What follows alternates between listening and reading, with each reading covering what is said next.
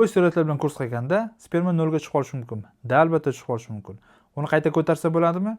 Bu borada boshqa androlog vrachlar bilan spor bo'lib qoladi. Hatto o'zim ham andrologman.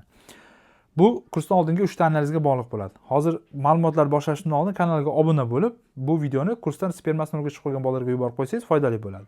Demak, bu kursdan oldin topshiriladigan 3 ta analiz: birinchisi spermogramma, ikkinchisi sperma ishlab chiqarishda ishtirok etadigan gormonal fon va boshqa analizlar va uchinchisi mayaklar dopplerografiyasi. Agar bu 3 ta analiz kursdan oldin sizda idealni chiqqan bo'lsa, даже 1 yil, 2 yil, 3 yil, 5 yillik kursdan keyin ham spermani qayta ko'tarsa bo'ladi. Agar kurs gрамотный to'g'ri qilingan bo'lsa, kanishda.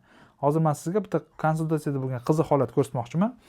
Demak, sportsmen vodiydan chislosiga e'tibor beramiz. 12, 11, 25-yil spermaga demak полностью soni ham, foizi ham hammasi 0 ga chiqib turibdi. Endi buni bu yoqda biz lichina qildik. Bir oydan keyin holatni ko'rsatmoqchiman. Xo'sh. Vot chislosi 13, 12, 25. Bir oydan keyin уже mana spermani soni, spermani foizlari hammasi chiqib turibdi. Уже bir oyda tiklandi даже. Hamma analizimiz yomon chiqdi, yaxshi chiqdi, hammasi zo'r. Endi bu degani hammada ham spermogrammasi bir oyda qayta tiklanib ketaveradi deganimiz.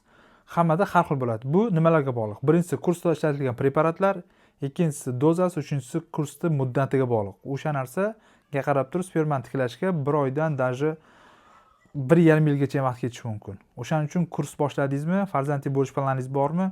Полностью to'g'ri, грамотный boshlab, kursdan keyin kursni to'g'ri olib borib, kursdan to'g'ri chiqib ketishingizga to'g'ri keladi.